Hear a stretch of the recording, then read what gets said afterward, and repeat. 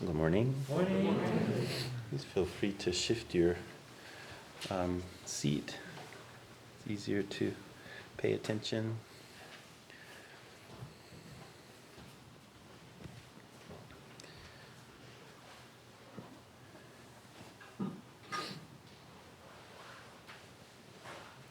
So as I began to speak about last week, this beginning part of the year, in the new year,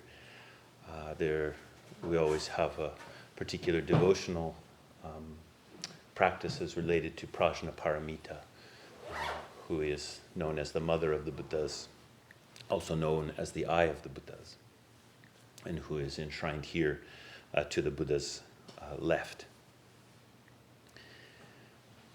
It's kind of nice to have a cold day, don't you think? It's good. Just some little cold temple secrets. Your hands, when they're cold, and your rest of your body gets cold. So if you feel kind of cold, if you sneak your hands inside of something, that's one thing. Or also if you clasp them together, like we're usually sitting like this, but you can also clasp your hands like this or clasp them like that. If you're not too embarrassed, if you go like this and on your ears a little bit, it pulls energy around. So we're in a great tradition of sitting in cold places, with Buddhism traveling through China, Korea, into Japan. All of those places have a pretty significantly cold times, and so there's a lot of cold, like very kind of cold sitting, particularly in Japan, where I trained.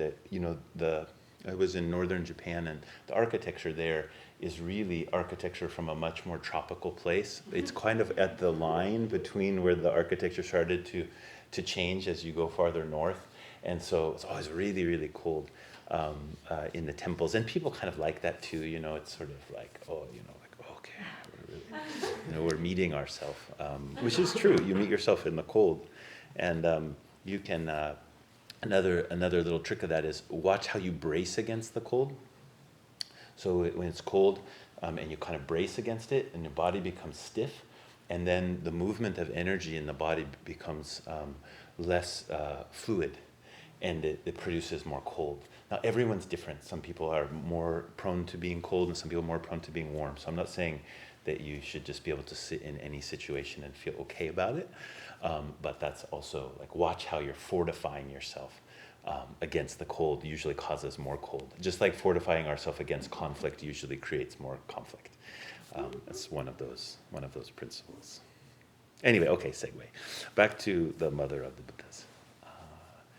So last week I was speaking about Prajnaparamita as the mother of the Buddhas, as the womb of the Buddhas.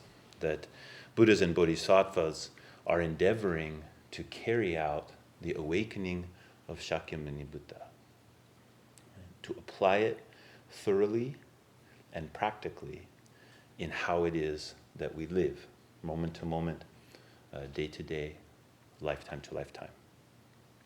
And that this teaching of Prajnaparamita as the mother of the Buddhas, as the womb of the Buddhas, is to say that we are all completely held in the wisdom of Prajnaparamita. Prajnaparamita means the perfection of wisdom. That wisdom is completely embracing. And Buddhas and Bodhisattvas on their path to Buddhahood, walk in that embrace. We are truly embraced in or through, we could say, the luminescence or the light of Prajna. And that all beings are present there. It's not just that the Bodhisattva is a special being, different than other beings, and therefore the Bodhisattva is the one that is held in the light of wisdom, but all beings are held in that light. We could also say all beings are that light of wisdom. I'll come back to that a bit later. This week I'd like to talk a little bit about Prajnaparamita as the Buddha eye, that the womb and the eye are two ways that we can talk about this light, what it means to both be this light and to be embraced by this light.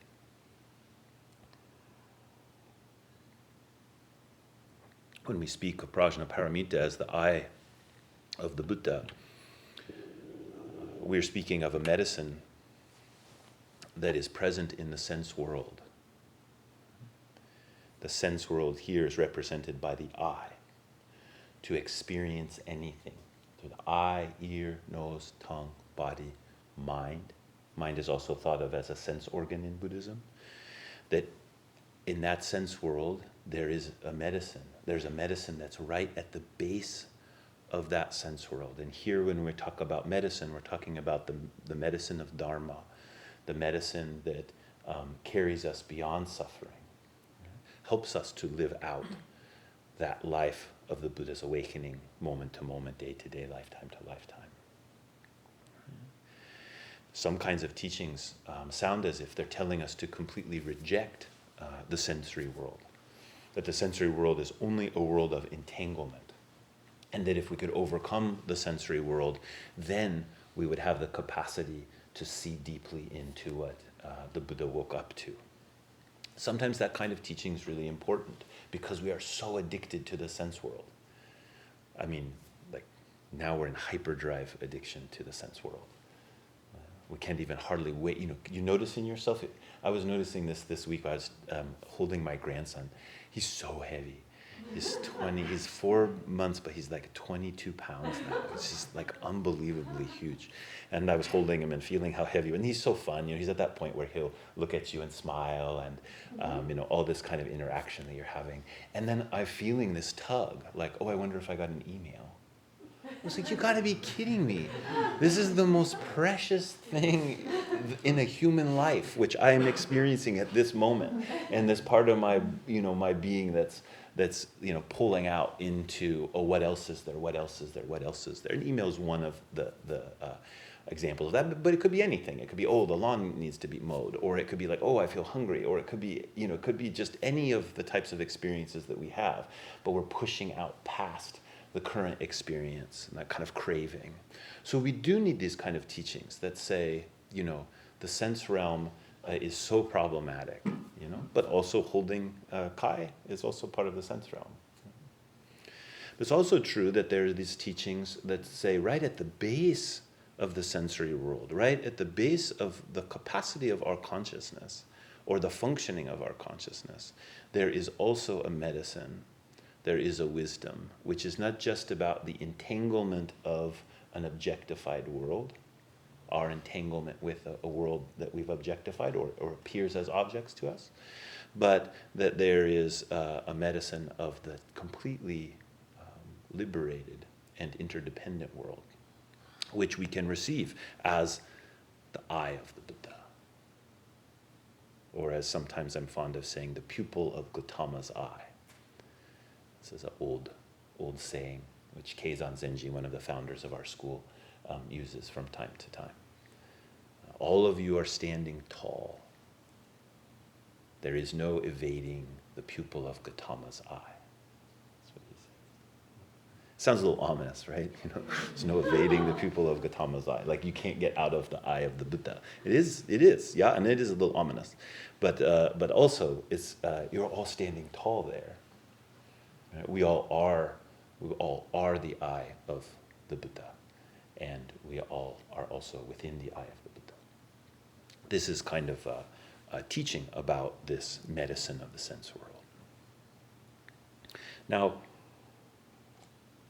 to talk about it philosophically a bit, I think that one of the reasons this medicine is so important is because we're trapped in or by an unconsidered fundamental frame through which we see the world.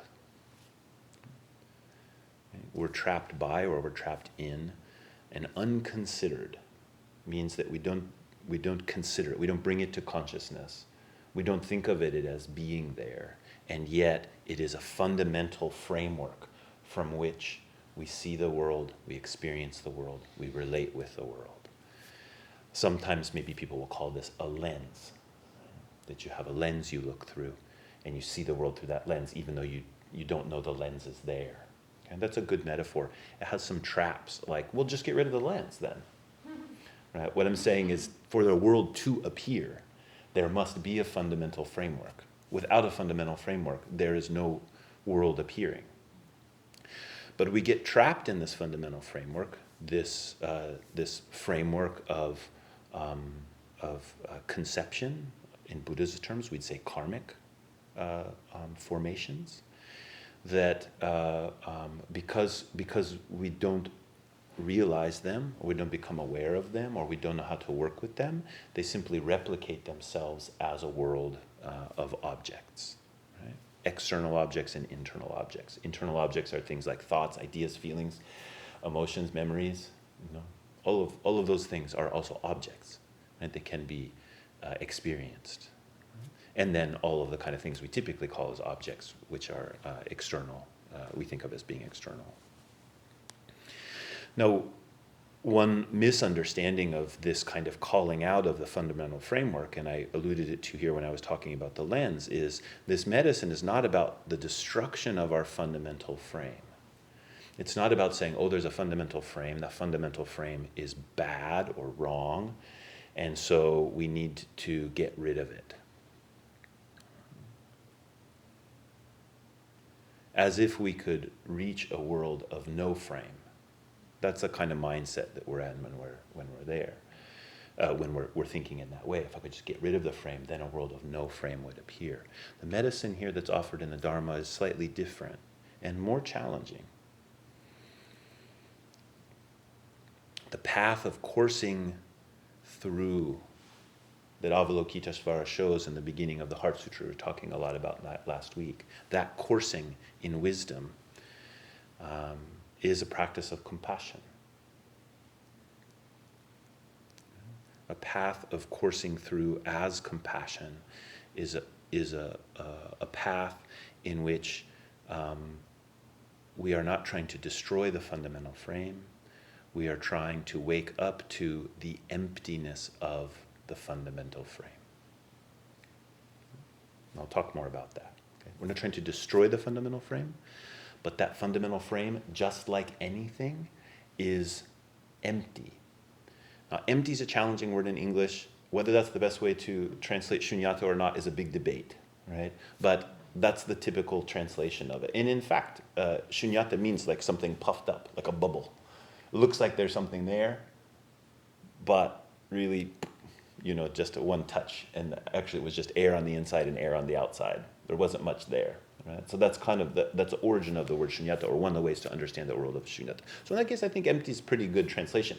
But it's so related to all this existential, grind that we have. Life is meaningless. It's all empty. That kind of thing. Actually, in Buddhism, we don't see it that way. Right? My teacher told me one joke. Only once he told me a joke. He said, "What's the difference between Buddhism and Nihilists?" And I was like, "What, master?" And he said, "We're happy about it." And then he laughed really loud. And of course, there's a lot more differences than that. But the point, he was making, he just thought it was hilarious. He laughed a lot, but he didn't really tell jokes. But that was one joke he told me, was that that emptiness of self-nature, that's really what the emptiness is about. It's not emptiness of there being anything happening, of there being things experienced, of there being phenomena. It's that all of those phenomena have no self-nature. They're not just independently existing things. Right? That's what emptiness really means. There's none of that. So it's like if you were going to look inside it for its self-nature, guess what? There's nothing there. Right? If you look inside of any phenomena, what you find is everything. You find everything within any given phenomena. It's like a gateway into everything. So when we think about this fundamental frame, the task is not to destroy the fundamental frame. Right? It is to wake up to the emptiness of the fundamental frame. From where I see is not a place of self-existence. It is not a permanently abiding place from which I see. Thank God. Or whoever you want to thank. What a relief to not have to, for this consciousness to not have to be that thing which sits in judgment of all of the world. What a relief. Coursing in Prajna is not about destroying that framework, but waking up to the emptiness so that we can more clearly see. More clear seeing is not getting rid of the frame. Seeing more clearly is seeing interdependently. And the first step in that is recognizing that I'm not just a subject here looking at a bunch of objects. To course in Prajna is set against coursing in ignorance. Ignorance, in a fundamental way, is the investment in a self and other dichotomy. The investment in that. It's also called self-clinging. As I cling to this idea of a self, then there's the objects that the self relates to. Right? The investment in that we call ignorance. So coursing in ignorance, which we all do, right, is the continual investment in that world. But coursing in Prajna is investment in a different possibility. Is investment in something else, which is the self and the other are not in a subject-object relationship, but they are in a mutually arising relationship. That's called wisdom, right? And it's not just an idea we have, it is something to practice. So, in the Heart Sutra, that first part, as I was talking about last week, Avalokitesvara Bodhisattva, while deeply practicing Prajnaparamita, clearly sees that all five aggregates are empty, thus relieves all suffering. So this clear seeing, in the Chinese is really great because they're just these characters, Avalokitesvara, Bodhisattva, deeply practicing or going, Prajna, illuminate, see, 5 skandhas, all empty. But that's how Chinese works. It's just very visual. And there's these characters, boom, boom, boom. And all of their interpenetrations and interrelationships are implicit and an exploration of the teaching. You receive that framework, and then as you receive that medicine, it starts to act on you, and the relationship between those things starts to emerge. Sanskrit is almost the opposite. I don't understand it at all. I tried to study a little bit. You conjugate every single word. Like we conjugate verbs, right? And a few other things we play around with a little bit, but they conjugate, every word is conjugated, and it's like you slightly change the sound, and it's like the past participle of the I don't even know what that means, but that those kinds of things. So every word's related to every other word. It's reported to be a fabulous word for a kind of analytical philosophy. It's one of the reasons it's such a powerful language. But it's really fun where we sit, because we have an English version, but then we also have this Sanskrit versions and the translations that come from Sanskrit, and we have the Chinese versions and the translations that come from Chinese. Those Chinese versions, by the way, was used in China, but also Korea, Vietnam, Japan. So there's different flavors of Buddhism, and the way that these kinds of teachings are able to be received, it really matters a lot in how it is that we're receiving through what language. But this clear seeing, at least in case of the Chinese way of working with this, the clear seeing and the coursing in are not separate at all. It's not like Avalokitesvara, the Bodhisattva of compassion, coursed in Prajna and then saw. It is the coursing in is the seeing. Right? The coursing in Prajna is the clear seeing, the illuminated seeing, the seeing which illuminates, the seeing which is about the light of wisdom.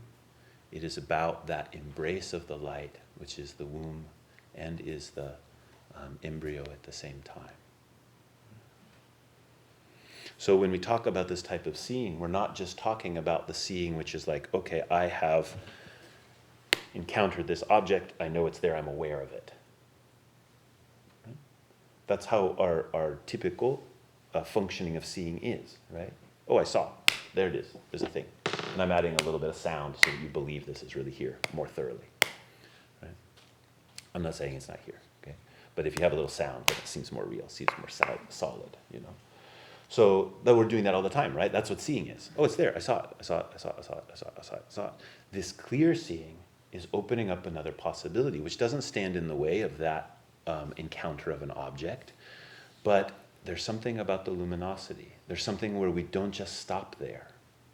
We don't just stop in having recognized and holding the object of our awareness in stasis, which is also holding ourself in stasis. When I used to practice judo, or I love in Japan, I would say play judo. When I played judo, it's so fun. But then you'll get into, wrestling with someone and they'll just stiff arm you. And the thing the person who stiff arm you doesn't realize is every slight movement of their being is completely projected through their arms. They'll never throw you because they move a little bit like that and you know exactly where they're moving. Right? And we're in that kind of relationship with an objectified world where we're grasping on all the time. Right? Whatever is happening out there is happening in here, and in here is out there, but we're trying to hold it at bay. Right? The people are really good. They stiff arm you like this, and then all of a sudden they go completely soft, and you don't know where they are, and then they throw you for a full point, which is also fun. That's what I love about judo. It's really fun to get thrown for a full point. I was better at that than throwing people for a full point, but maybe that's why I had to learn to like it. So, the grasping of the fundamental frame as an I, a me, right? Not an E-Y-E-I, but an I, as a subject, right? To a world of objects. This is ignorance. This in Buddhism is called the origin of suffering. In Chinese, it's interesting. Ignorance means non-illumination. It's not illuminated. And the clear seeing is illuminated seeing. The light of prajna is illumination. That's the way those term gets used in this case. So, what is the medicine there then? What is the practice of it? What can we receive as this way of seeing? How is it that Avalokiteshvara sees, which is this coursing in prajna, which is the activity of compassion? I would go back to something I was saying earlier, that the Buddhas and Bodhisattvas are totally embraced in the light of prajna. All beings are also embraced in the light of prajna.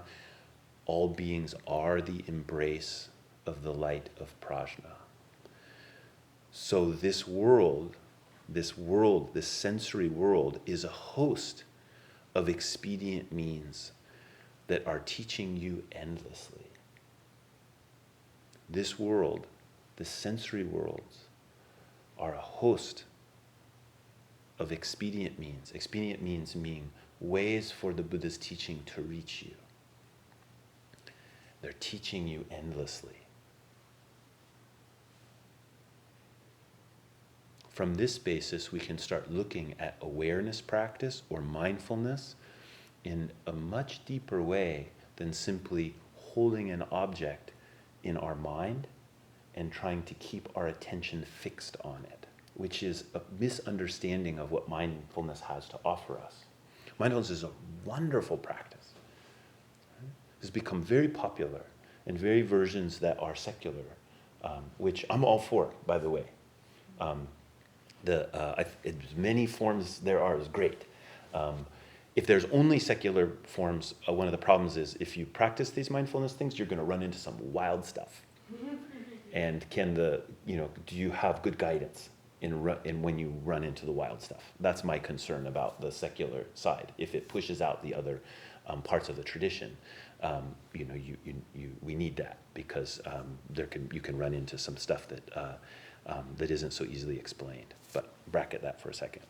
So if we take all of these phenomena that appear and we say they're actually medicine, they're not just objects of our self-grasping, which now needs an object to relate with, this practice of mindfulness or practice of awareness is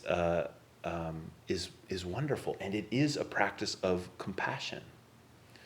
Now, we are very addicted to thinking of compassion as acting like a do-gooder, right?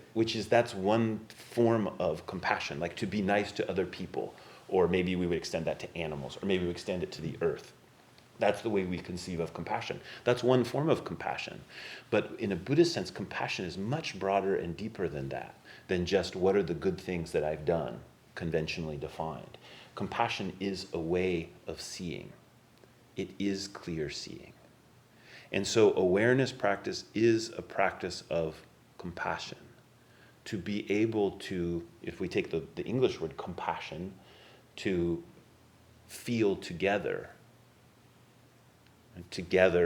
passion for the vibration of life, to not be considered only in its separateness.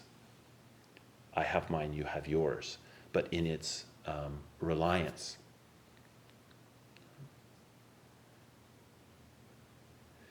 If we consider it in this way, every form is the first of the 5 skandhas: form, feeling, perception, formation, consciousness. So I'm including all of those, but I'm just going to talk about it as form. Form, is it an open or closed gate? Okay? If all the stuff I've been saying just is starting to be like, I don't know what he's talking about, listen to this part. Okay? Because that was the philosophical stuff, kind of philosophical underpinning. Okay? This is the practice, which is really the more important part. When you encounter a phenomena, sight, sound, smell, taste, touch, or thought, or feeling, in what way do you regard it? Is the form of it become a closed gate? You've identified it. You've said, I know what it is. No awareness actually necessary anymore. I might hold my mind on it because I think that's a healthy thing to do, right? Be mindful. I'm going to pay attention to it, right? Make sure it doesn't start scuttering around and being something else, right? That's the closed gate. The open gate is, as you perceive it, you let go of it completely. You don't ask it to stay the same thing for even one instant. Rather than saying, oh, that's a bird, you say, what is a bird? When you see the bird, what is a bird? Not, oh, it's a bird. What is a bird? If you say, what is a bird? If you approach the bird as what? That's awareness. You're not trying to hold it in a place according to the name that you have for it, to the form which you have apprehended and you're holding together. You're liberating it and yourself at the same time. What?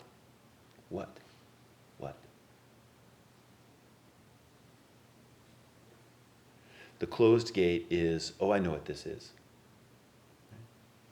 I know what it is. I'm going to hold it there. The open gate is, I know this gate. I walk in. It doesn't mean that all of the relationship that I have with that particular gate has to be thrown away. It means that I don't take the assemblage of my experience up to that point and try to fit the thing inside of it. Right? I don't try to fit the thing inside of it and keep it there. I say, of course that's all there. I know a few things about birds. But I don't have to keep the birds inside what I know. There's an invitation there.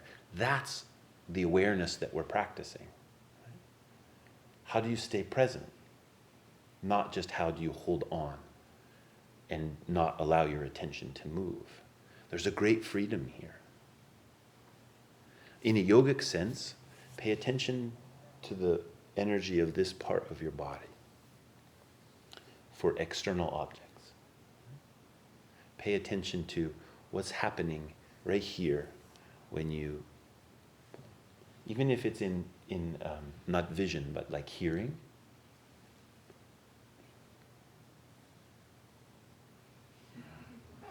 It's as if you're trying to hold on to it with the flesh of your forehead, right? And you may not be, I'm quite good. My wife's always giving me a hard. She's like, why do you look so mean when you're on your computer? My screen's kind of tiny, and I'm like this. And then I notice all these more and more wrinkles. I was looking in the mirror the other day, and I was thinking, I have to do something about this. But anyway, that's what we do, right? You hold it. And you can feel, this is something you can practice in meditation when you sit down, especially when you're first settling into a period of meditation. Notice the confluence of energy right in this area, the way that it is looking for an object, particularly the external type of object. This is a kind of wake of a continual outward grasping that comes from an internal grasping of a framework. The internal grasping of the framework results in an external grasping onto a world, and there's a compulsion in that.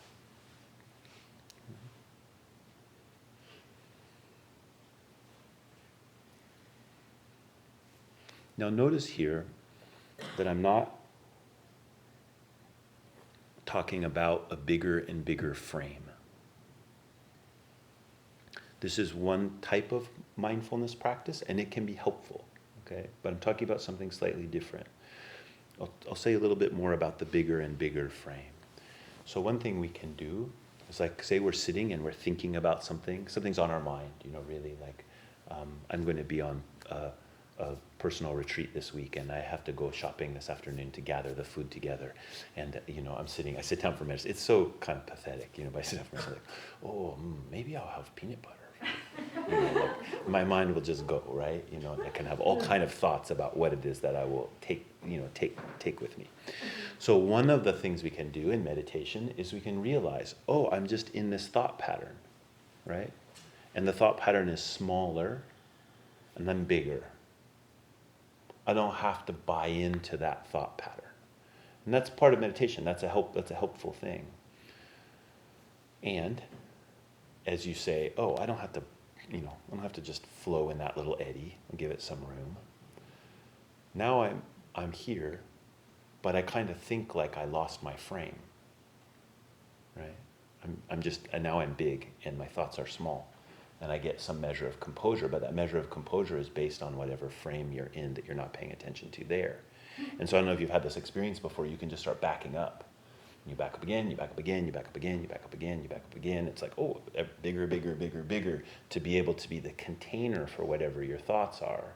That can give you some measure of equanimity and can be a helpful technique, but it has its own karmic problem. And one of the things that happens in that process is becoming paralyzed. You can't act.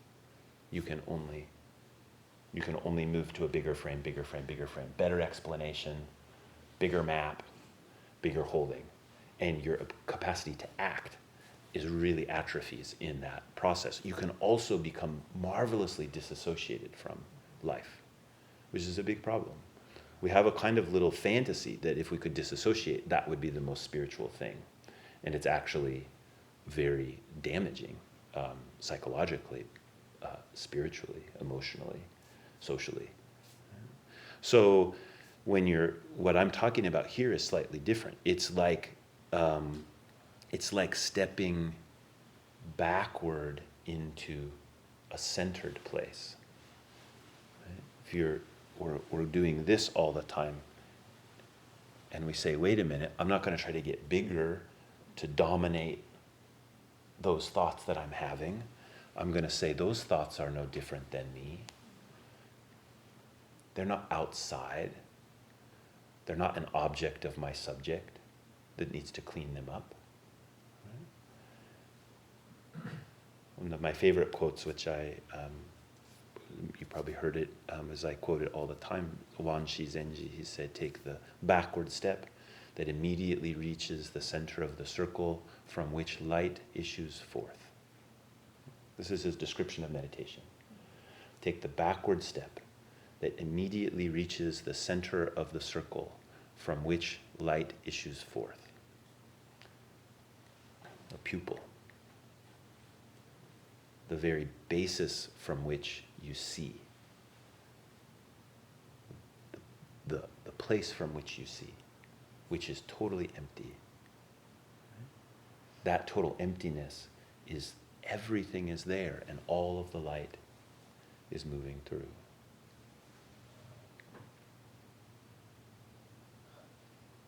Now, because I feel like this might just stay very abstract,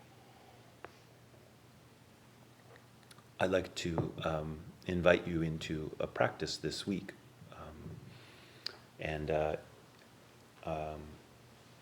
What I want you to do is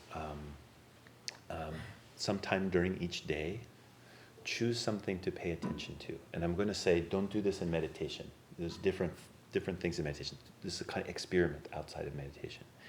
And just choose something to pay attention to. And choose something which is relatively boring, okay, as operationally defined by you. Right? So people have really different ideas of that. What is I talk about my wife a lot today. Yesterday she says to me, I don't need to smoke marijuana, which is an interesting thing to say.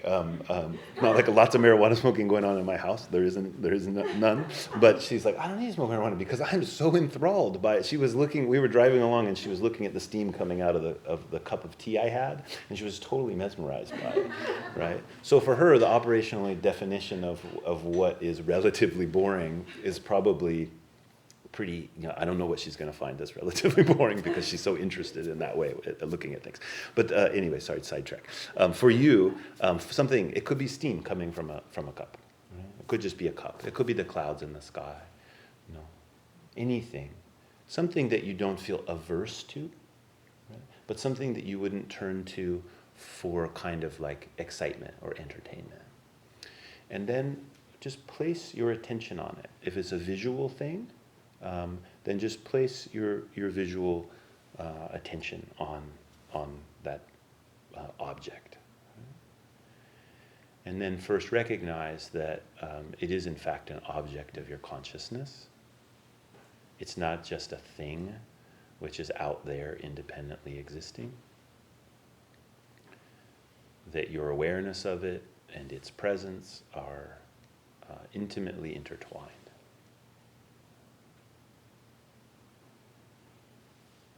And then I want you to explore the difference between holding your attention there, where you say, oh, this is a cup, and there's water in it, and I'm going to keep my awareness on that cup in the water. That's like the closed gate. Move towards each moment a noticing.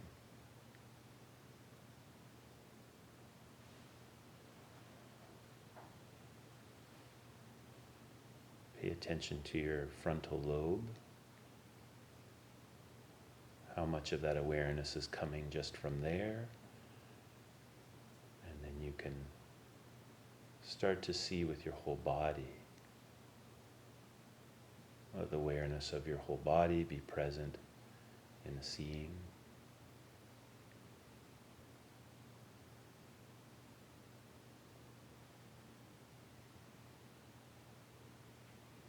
You might start asking yourself questions like, oh, I wonder about the refraction of the light off this water, what angle it's coming in at, and why it presents these colors, okay? Those are also forms of holding. You're just launching off of the closed gate into abstract contemplation. So just open the gate of attention. Which is just saying, what is this? What is this? What is this?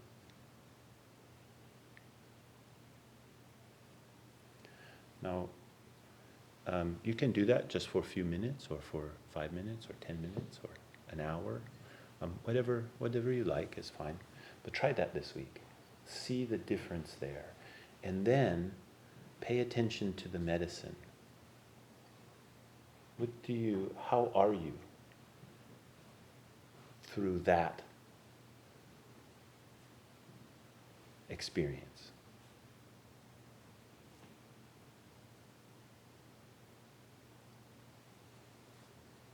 I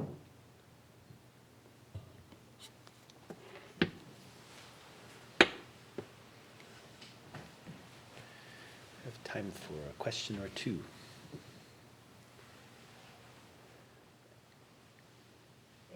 Mm-hmm. So I was forest bathing yesterday up on Spencer's View. I'm very grateful for that experience. And my tendency is always to look at the minutia, the little green things that are, and then, part of my practice is like looking at the sky, and the paper in the cloud, and I can look at the paper, which I can feel and sense, and I know I'm setting up that duality, even, the way I'm thinking about it, but something about me maybe finds it easier to step back with the small, and so I just looked back and looked at the sky and realized through the canopy of the trees that it didn't come from here, it came from here, and so that's just a real unfamiliar way to experience something, and there is kind of a part of me that finds it like, I don't want to go there, I don't want to go there, and I even thought, seeing the details, like even through work, being detail oriented, but seeing like the larger goal or the larger picture of things. Can you talk about that just a little bit? I don't know. Yeah, I would say, straight away, we all have our own character, and it is different for everyone, and there are some patterns, and there's a tendency for people to be more attracted to that kind of detail, and some people are more attracted to the broad side. I'm a broad one. Like, I never looked at any little things. I hate spelling and paperwork and anything that's kind of like forces me this direction. So I really had to learn, because my experience of it was things that went this direction were like confining and restricting. That was my relationship with it. I couldn't see the space in the minute. So I had to learn to do that, and to turn myself to it purposefully. And in turning myself to it purposely, I could start to see. Part of that is, I think, I'm a very kinetic person, and that most of the ways that I had been introduced to that minuteness was simply through observation, like visual observation, and maybe like a certain amount of controlling, as opposed to I'm much more a feeling person, and I want to know about the give and take that's present in any encounter. I want to feel it. So I had to connect that. Because there is, in a visual relationship with some, like a tiny little red lichen on the bottom side of a log, that there's a totally dynamic thing that's happening there, but I didn't know how to feel it. But this kind of practice where we're not trying to hold our mind on it, but that little bit of red lichen becomes an invitation, right? Not just to see more and more and more, although that's also there, but for the stability of our position to be undermined. Like, it's not me looking at it, right? That there is some more fundamental conduit of consciousness than just the me seeing. So in the opposite way, for you, because you found that quality in the minuteness that comes more easily to you, then you have to turn and see, like, what is it about that breadth of things that is so challenging for me? What are the karmic entanglements that make that hard for me, that make me feel insecure, or maybe afraid in that kind of vastness? And then finding what is there, or how it is that you can find the medicine in that becomes different kind of exploration. So my encouragement to you would be, you're already doing it, is to continue, once you've observed that, continue putting some effort in that way. The big thing is, make it a spiritual journey as opposed to a self-improvement project. The self-improvement project is like, oh, well, that's a thing, and so I must do this, and now it all just becomes, now I'm the object of my subject, and it's just like, make it better, that kind of thing. And here you can see that there's something really spiritually alive. So ask the question, what is that? And walk into it with that curiosity and care. And then you find wonderful things move, which are not about being better. Feels like looking at that vastness of the big picture feels like fear. It feels like disappearing into hugeness. Yeah. I'm sure that's... Yeah. So this is one of the things that we are so challenged by. In a way, we're hungry for, but in another way, we're really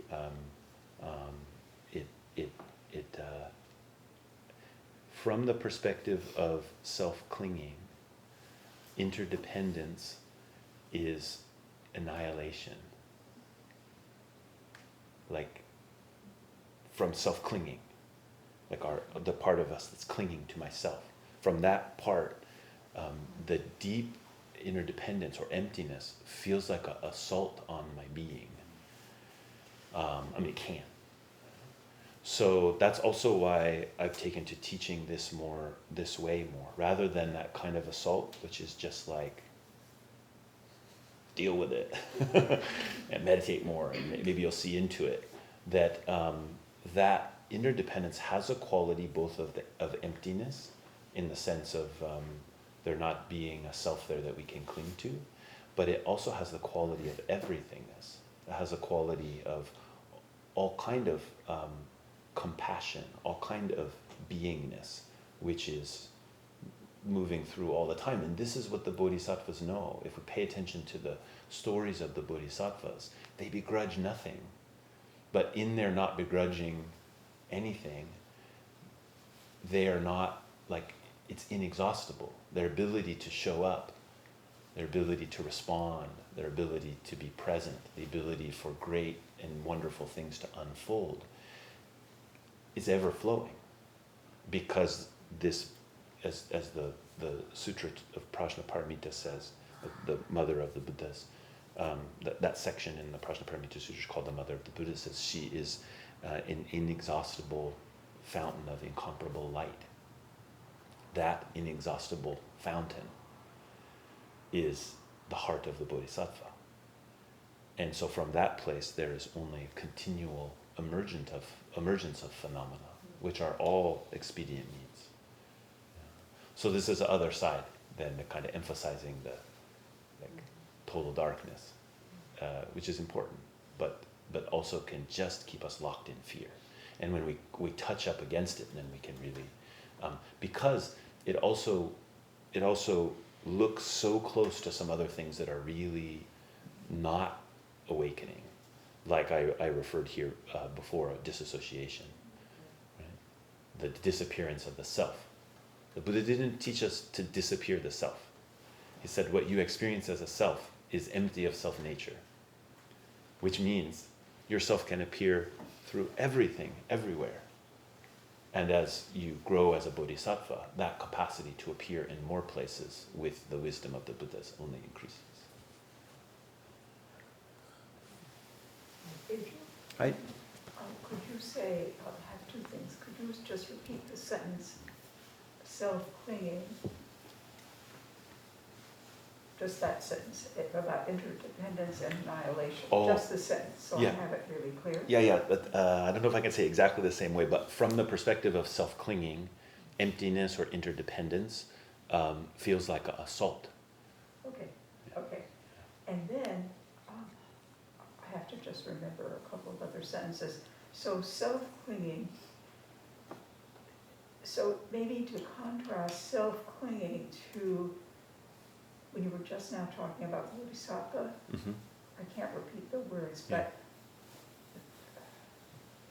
and then there's the expansion of self in everything. Yeah. So could you explain that relationship? Thank you. Yeah, if we say, this comes back to ignorance, moving through ignorance. Uh-huh. We're constantly working in the realm of subject and object, and we cling to the self as subject, and we cling to anything the self experiences as object. So that kind of ignorance creates suffering, and is very limiting and painful. But what the Bodhisattva is endeavoring to do is to travel through or to course in prajna. And this wisdom is the wisdom that illuminates that the subject and the object are not to be clung to, that they're empty of self-nature.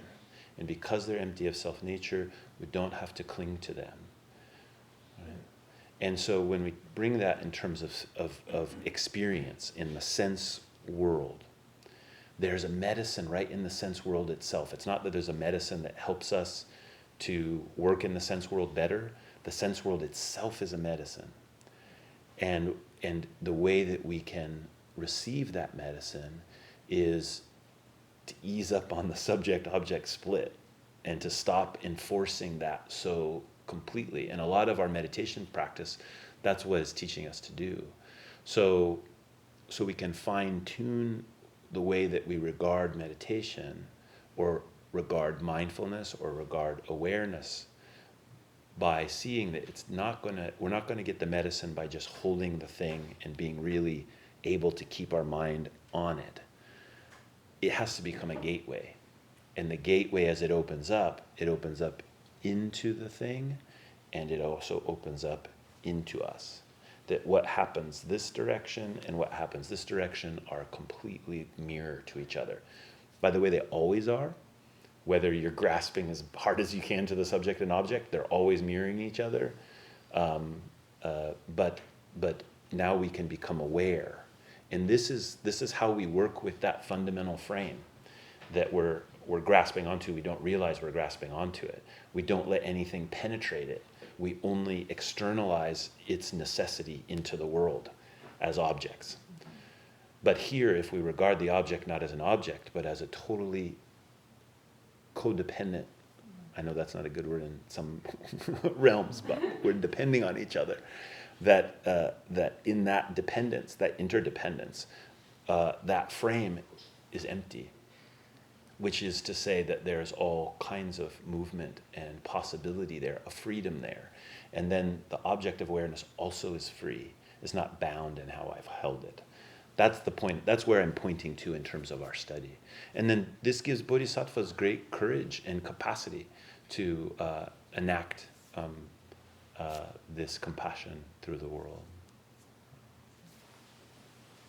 So I apologize today for a lot of very big words and maybe complex things, and that's just kind of where I was this morning. I hope it was helpful in some ways. Next week, I'm going to talk a little bit more concretely about what is the yoga of this, or what is the practice.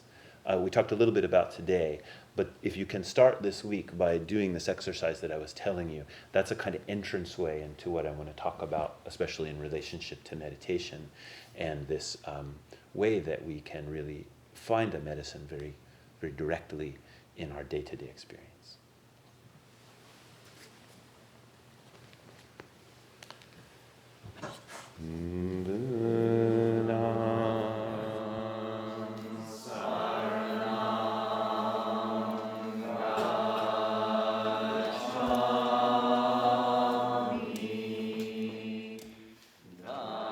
This and all our teachings are offered free of charge.